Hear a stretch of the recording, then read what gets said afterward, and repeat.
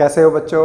Welcome back on my YouTube channel physics classes by RB Garg. बच्चों आज हम 11th class से वेक्टर एडिशन डिस्कस करेंगे। काफ़ी इम्पोर्टेंट टॉपिक है 11th क्लास में वेक्टर से related, vector addition. Vectors quantity, scalar quantity और वेक्टर्स के टाइप, रेजोल्यूशन ऑफ वेक्टर, ये सब हम प्रीवियस लेक्चर्स में डिस्कस कर चुके हैं। तो प्रीवियस लेक्चर का जो वीडियो का लिंक है वो आपको इस वीडियो के डिस्क्रिप्शन में मिल जाएगा, जिन बच्चों ने वो वीडियो नहीं देखा। तो उसके बाद हम वेक्टर एडिशन स्टार्ट करते हैं। स्टूडेंट, जो वेक्टर एडिशन है that is note as like simple algebraic rule। Simple algebraic rule से वेक्टर एडिशन पॉसिबल नहीं है, क्योंकि वेक्टर्स जो है वो डायरेक्शन डिपेंडेंट क्वांटिटी हैं, डायरेक्शन डिपेंडेंट। और डायरेक्शन डिपेंडेंस की वजह से वेक्टर का एडिशन कुछ अलग ही तरीके से, अलग ही रूल के अकॉर्डिंग किया जाता है vector addition, because vectors are depend upon the direction. अगर हम डायरेक्शन के अकॉर्डिंग एडिशन करें तो आप देखेंगे वेक्टर एडिशन किस तरह से किया जाता है। फर्स्ट केस की अगर बात करें, when two vectors are in same direction.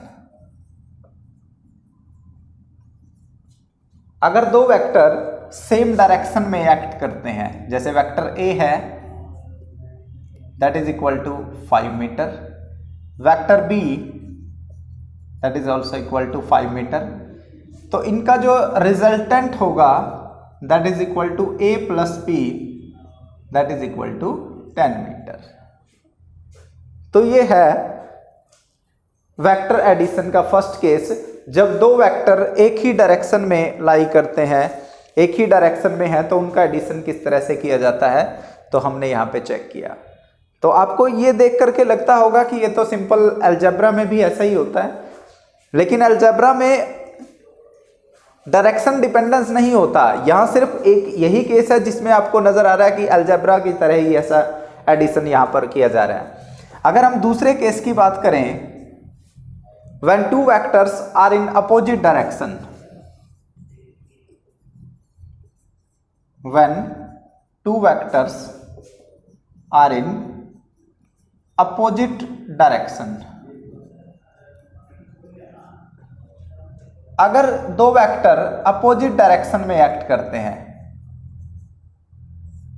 यहां वेक्टर बी है और वो 3 मीटर है, तो यहां पे जो रिजल्टेंट होगा that is equal to R A plus minus of B, that is equal to 2 metre, that is equal to 2 metre.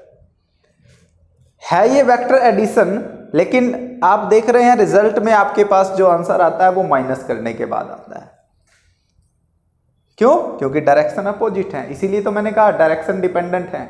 Direction के अकॉर्डिंग वेक्टर का एडिशन किया जाता है, जबकि सिंपल अलजेब्रिक रूल में ऐसा नहीं होता। वहां एडिशन है तो एडिशन ही है। This is the difference. सबसे इंपॉर्टेंट पॉइंट यहां पर क्या है, जब दो वेक्टर अपोजिट डायरेक्शन में एक्ट करते हैं तो उनका रिजल्टेंट आपको मिलेगा ए प्लस, और जो अपोजिट डायरेक्शन में है तो माइनस आपने उसके साथ लगाया, it means A minus B आपको करना है, that is equal to 2 metre. और रिजल्टेंट वेक्टर जो है उसकी डायरेक्शन क्या होगी, उसकी डायरेक्शन वही होगी जो यहां पर बिगर वेक्टर की डायरेक्शन थी। जो बड़ा वेक्टर है इन दोनों में, ए और बी में, जो बड़े वेक्टर की डायरेक्शन है वही रिजल्टेंट की डायरेक्शन होगी। ये सेकंड केस था वेक्टर एडिशन के लिए। तो थर्ड केस स्टूडेंट इसका डिस्कस करते हैं, when two vectors are acting at some angle. Important जो केस है, when two vectors are acting at some angle. अगर दो वेक्टर कुछ एंगल पर एक्ट करें,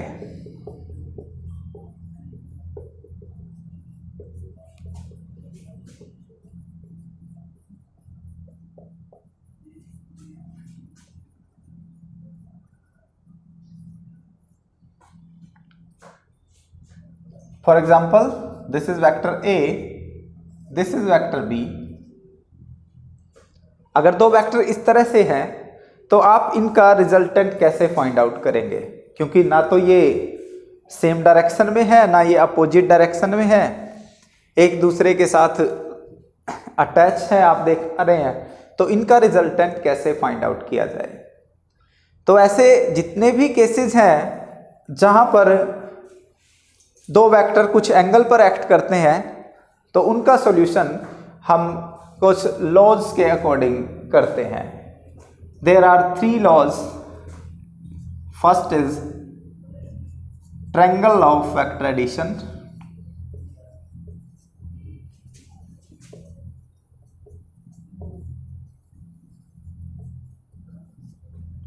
second is parallelogram law of vector addition,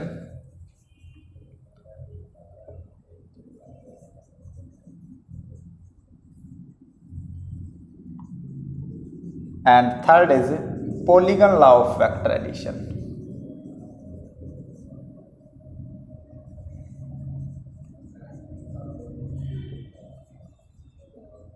polygon law of vector addition. तो जब दो वेक्टर कुछ एंगल पर एक्ट करेंगे तो उनका रिजल्टेंट फाइंड आउट करने के लिए हम इन रूल्स का यूज करते हैं, इन लॉज का यूज करते हैं। तो 1 बाय 1 इन तीनों को आज हमने डिस्कस करना है स्टूडेंट्स। तो first of all we will start with the triangle law of vector addition. Triangle law of vector addition.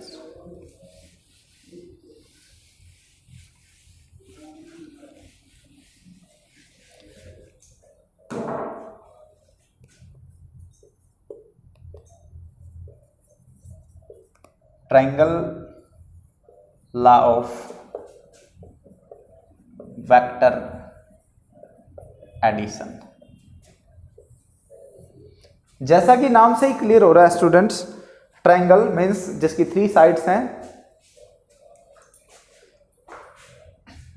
तो अगर इसकी डेफिनेशन की बात करें triangle law of vector addition, आपके पास 2 वेक्टर हैं, वेक्टर ए और वेक्टर बी। एक का जो हेड है, वेक्टर ए का जो हेड है वेक्टर बी की टेल के साथ अटैच है, वेक्टर बी की टेल के साथ अटैच है। और जब भी कभी एक वेक्टर का हेड दूसरे वेक्टर की टेल के साथ अटैच होता है तो उन्हें हम कहते हैं कि ये दोनों वेक्टर सेम ऑर्डर में हैं, दोनों वेक्टर सेम ऑर्डर में हैं। तो triangle law of vector addition की अगर डेफिनेशन की बात करें तो वो क्या है? When 2 vectors represent the 2 sides of a triangle are in same order. When 2 vectors represent the 2 sides of a triangle are in same order, then their third or closing side, then the third or closing side of triangle represent the resultant and is in opposite order. सबसे important point क्या है? जो इसकी third और closing side होगी वो resultant को show करेगी, रिजल्टेंट को शो करेगी और अपोजिट ऑर्डर में होगी। सबसे इंपॉर्टेंट पॉइंट है ऑर्डर, दोनों के जो हेड है वो आपस में मीट करेंगे तो अपोजिट ऑर्डर में होगी। ये रिजल्टेंट की पहचान है। तो आपको यहां से रिजल्टेंट फाइंड आउट करना है, मैग्नीट्यूड की में भी, मैग्नीट्यूड भी आपको फाइंड आउट करना है रिजल्टेंट का, और रिजल्टेंट की डायरेक्शन भी फाइंड आउट करनी है यहां से। चलिए तो एक्सप्रेशन के थ्रू हम रिजल्टेंट का मैग्नीट्यूड और डायरेक्शन फाइंड आउट करेंगे। पहले लिखते हैं to find the magnitude of are.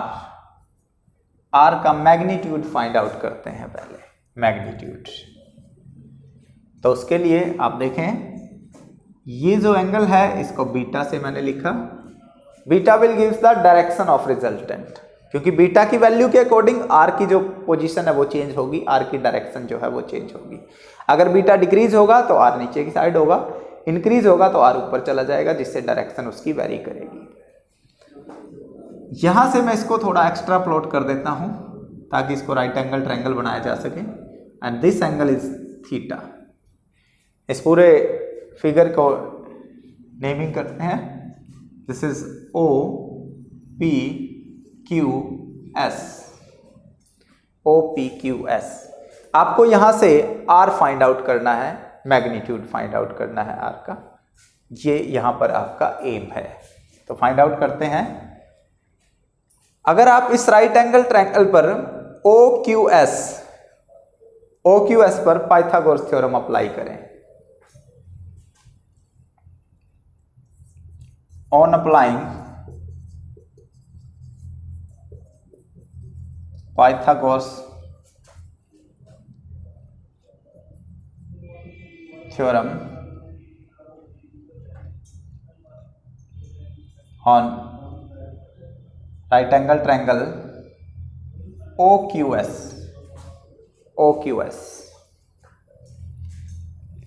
that is OS square OQ square plus QS square, यही होगा बेटे।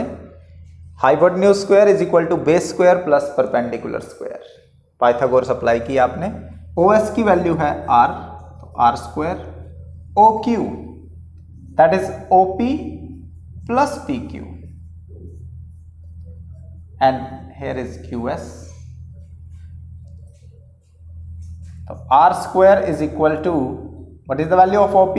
That is a vector, PQ whole square plus QS square. This is equation number 1. This is equation number 1. तो यहां आपके पास जो value है are की, वो एक नॉन वैल्यू है ए, दूसरी दो वैल्यू अननोन है आपके पास पी क्यू और क्यू एस। आपको रिजल्टेंट फाइंड आउट करना है दो वेक्टर का। तो आपका जो रिजल्टेंट होगा, आपको ये तो पहले से माइंड में सेट हो जाना चाहिए कि रिजल्टेंट फाइंड आउट करना है तो ए और बी तो उसके अंदर आएंगे ही आएंगे, क्योंकि इन दो से ही फाइंड आउट करना है। तो आपको जो आर फाइंड आउट करना है उसमें ए भी होगा और बी भी होगा, और ये कुछ एंगल पे एक्ट करते हैं तो एंगल भी होगा। तो आपका जो आर आएगा वो ए बी और थीटा की टर्म में होगा, ए बी और थीटा की टर्म में होगा। लेकिन यहां पर अभी ए है सिर्फ, ना इसमें बी आया है ना इसमें थीटा है। तो देखिए किस तरह से इसमें बी और थीटा हम इंट्रोड्यूस करते हैं। अगर आप इस ट्रायंगल की बात करें, in triangle P Q S, what is the value of sine theta? In triangle PQS, what is the value of sin theta? Sin is perpendicular by hypotenuse. So QS is equal to PS sin theta or QS is equal to B sin theta. This is equation number 2. This is equation number 2. तो आपने QS find out कर दिया। अब QS की value में B भी है और थीटा भी है। अब हम रिजल्ट के नजदीक है जो रिक्वायर्ड था आपके लिए। QS फाइंड आउट कर लिया, यहां से PQ रहता है, तो PQ भी फाइंड आउट करते हैं इसी ट्रायंगल से। In the same triangle what is the value of cos theta? Base by hypotenuse, that is PQ by hypotenuse is PS, so PQ is equal to PS cos theta. PQ is equal to PS cos theta, or you can say PQ is equal to B cos theta. This is equation number 3. PQ is equal to B cos theta. This is equation number 3. तो आपने PQ और QS दोनों find out किए। दोनों जो value find out की उसमें B भी है और थीटा भी है। ये दोनों वैल्यू इक्वेशन 1 में पुट करेंगे। Put equation 2 and 3 in equation 1। Put equation 2 and 3 in equation 1। PQ की वैल्यू है B cos theta whole square plus B square sine square theta. QS की वैल्यू B साइन थीटा और उसका square करेंगे तो B square sine square theta. तो ये result आपके पास होगा। यहां पर होल स्क्वायर है, होल स्क्वायर ओपन करेंगे students, that is A square plus B square plus 2ab cos theta plus B square sine square theta. तो ये रिजल्ट आपके पास होगा बेटा। जब इस ब्रैकेट को ओपन किया, ये ए स्क्वायर बी स्क्वायर मतलब इस सारे का स्क्वायर कर दिया, बी का स्क्वायर और cos square, 2ab cos of theta और बाहर लिखा हुआ था B square sine square theta. तो आप देखें यहां से बी स्क्वायर और बी स्क्वायर, यहां दोनों से, इन दो टर्म से बी स्क्वायर कॉमन लिया जा सकता है। तो आप देखें A square plus B square sine square theta plus cos square theta plus 2ab cos of theta, ये आपके पास होगा। बी स्क्वायर कॉमन ले लिया तो अंदर आपके पास बचेगा sine square theta plus cos square theta, और sine square theta plus cos square theta is equal to 1। इसकी वैल्यू क्या होती है? 1 होती है। Sine square theta plus cos square theta is equal to 1। और अगर ये 1 हो जाता है तो आपके पास r की वैल्यू क्या होगी? यहां लिख रहा हूं उसे students.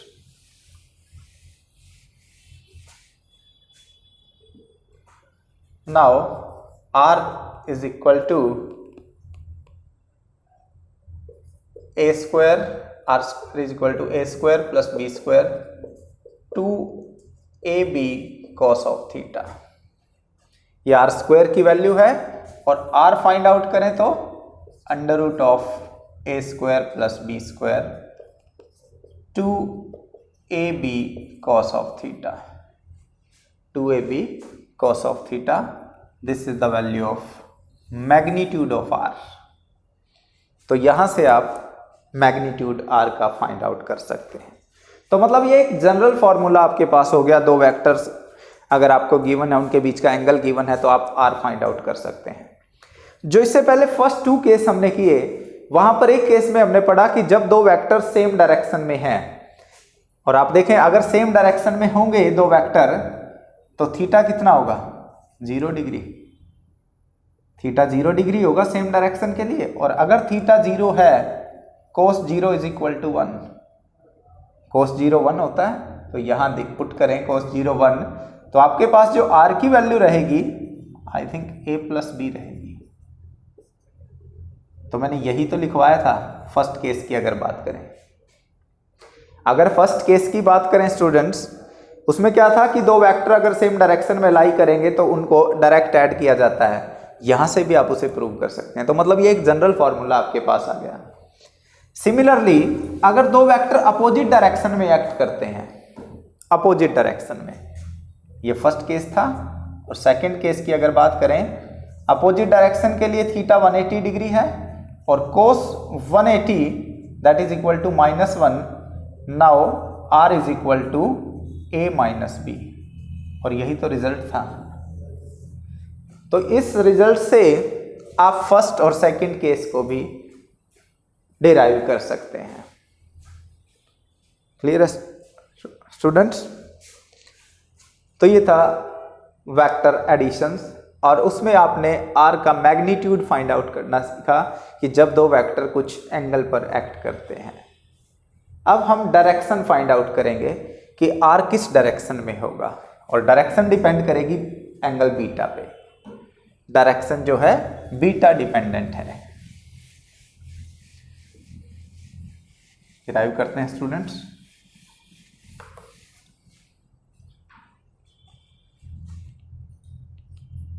To find the direction of r, direction of r. For the direction of r, we have to find the value of beta. So in triangle OQS, what is the value of tangent beta? That is perpendicular QS by base, that is OP plus PQ. QS की value आपके पास है QS that is B sine theta. OP की value आपके पास है A और P Q की वैल्यू है B cos theta. This is the value of tangent beta. This will give the direction of resultant, direction of R. तो यहां से बच्चों आप डायरेक्शन फाइंड आउट कर सकते हैं आर की। काफी इंपॉर्टेंट टॉपिक था ये, triangle law of vector addition. तो triangle law of vector addition से आपने आर का मैग्नीट्यूड फाइंड आउट किया और आर की डायरेक्शन फाइंड आउट की। तो बच्चों नेक्स्ट टॉपिक हमारा है parallelogram law of vector addition. Parallelogram law of vector addition.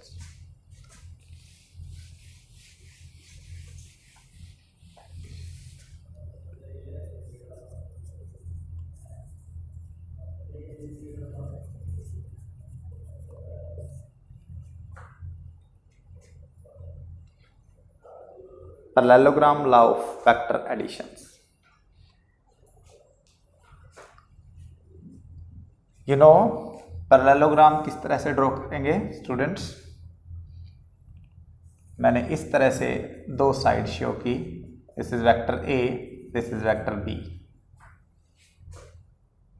Here two vectors represent the two adjacent side of a parallelogram. Two vectors represent the two adjacent side of a parallelogram. तो ये parallelogram की adjacent sides हैं।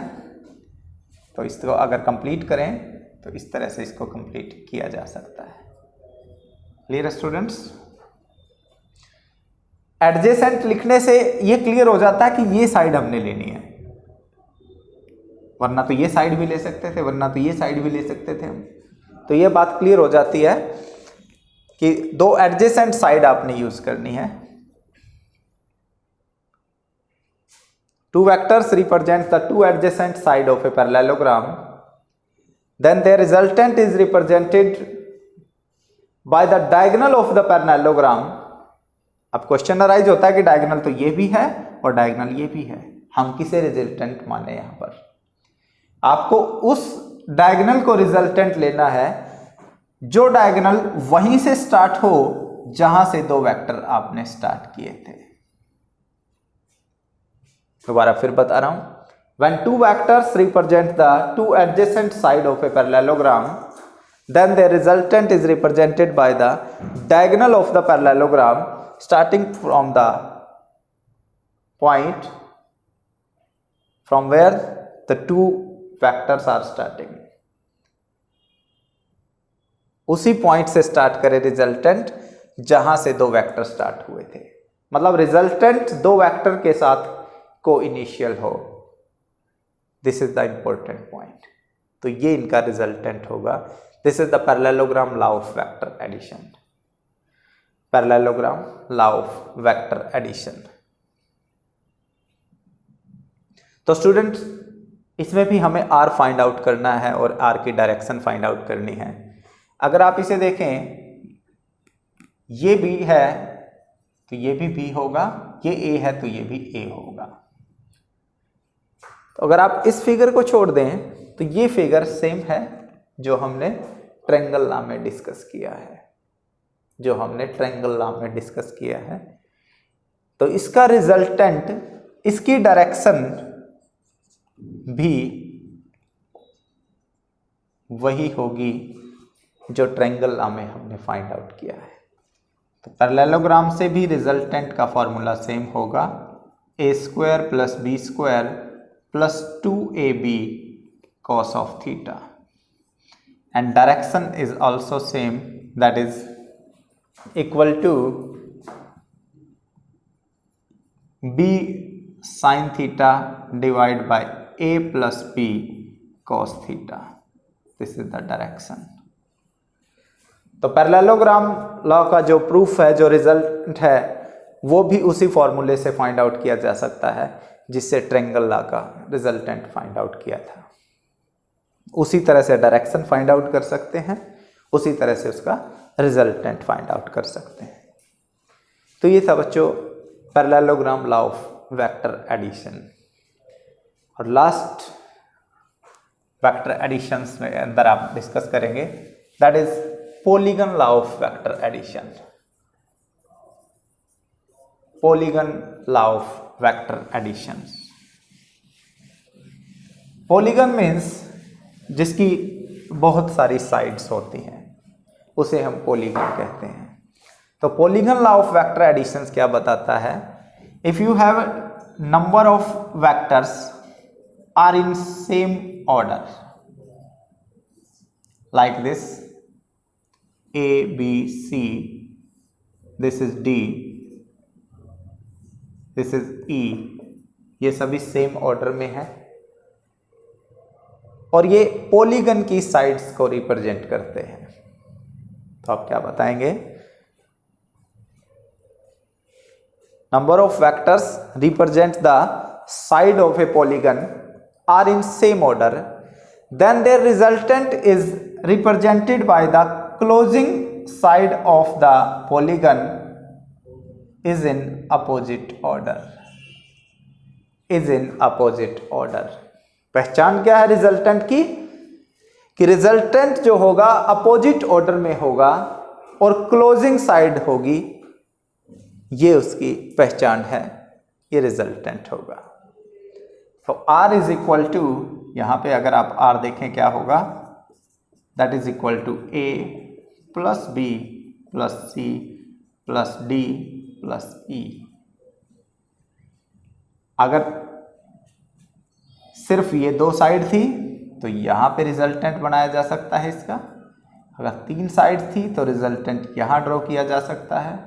अगर चार side हैं तो resultant यहां draw किया जा सकता है। तो जितनी भी साइड्स हैं उस साइड्स के अकॉर्डिंग आप उसका रिजल्टेंट ड्रॉ कर सकते हैं। लास्ट और closing side of the polygon represent the resultant and is in opposite order, is in opposite order. This is the main important point. उसका जो ऑर्डर होगा वो अपोजिट होगा, मीन्स दोनों के जो हेड हैं एक दूसरे से कोलाइड करेंगे। ये पहचान है उसके रिजल्टेंट की। तो बच्चों ये था polygon law of vector addition. तो स्टूडेंट्स आज हमने वेक्टर एडिशन के बारे में डिस्कस किया। वेक्टर एडिशन से रिलेटेड कुछ क्वेश्चंस हैं, न्यूमेरिकल हैं, जो काफ़ी इंपॉर्टेंट रहते हैं एग्जाम के पॉइंट ऑफ व्यू से। उसमें एक बड़ा फेमस न्यूमेरिकल है जो आज हम डिस्कस करेंगे। तो उसकी स्टेटमेंट की अगर बात करें तो आप लिख सकते हैं, two equal vector having their resultant is equal to either vector, having their resultant is equal to either vector। दो वेक्टर हैं, दोनों ही इक्वल हैं और उनका रिजल्टेंट भी किसी एक वेक्टर के बराबर है। Then find the angle between the two vectors, then find the angle between the two vectors। Important question है स्टूडेंट। आपके पास दो वेक्टर हैं A और B, दोनों ही इक्वल हैं, तो मैंने उनको टेक कर लिया कि वो x के इक्वल है according to statement, and their resultant is also equal to either of force, means x के इक्वल है रिजल्टेंट भी।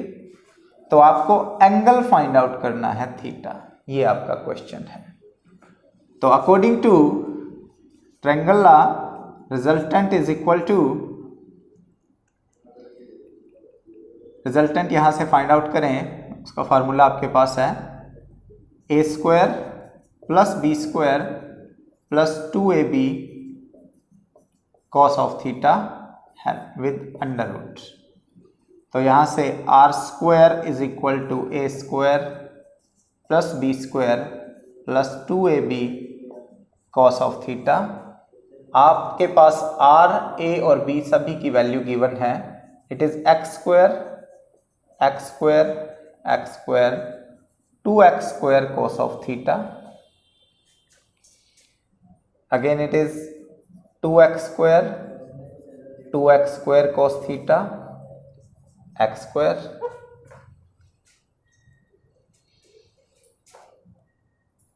इस 2x² को अगर इस साइड लेकर के आए स्टूडेंट्स तो -x² बचेगा, 2x² cos theta, x² is cancel out, so cos theta is equal to -1/2, cos theta is equal to -1/2 और theta is equal to 120 degree, theta is equal to 120 degree. तो आपने theta find out कर दिया, angle find out कर दिया, आपके पास दो फोर्स गिवन थी, दोनों इक्वल थी और उसका जो रिजल्टेंट था वो भी किसी एक फोर्स के इक्वल था। तो R को भी x लिख दिया, A और B इक्वल है तो x लिख दिया, एंगल आपको फाइंड आउट करना था, रिजल्टेंट का फॉर्मूला आपके पास है, तो यहाँ से आप एंगल फाइंड आउट कर सकते हैं। तो स्टूडेंट इस तरह के और भी कई सारे क्वेश्चंस हैं। तो बच्चों आज के लिए इतना ही डिस्कस करेंगे।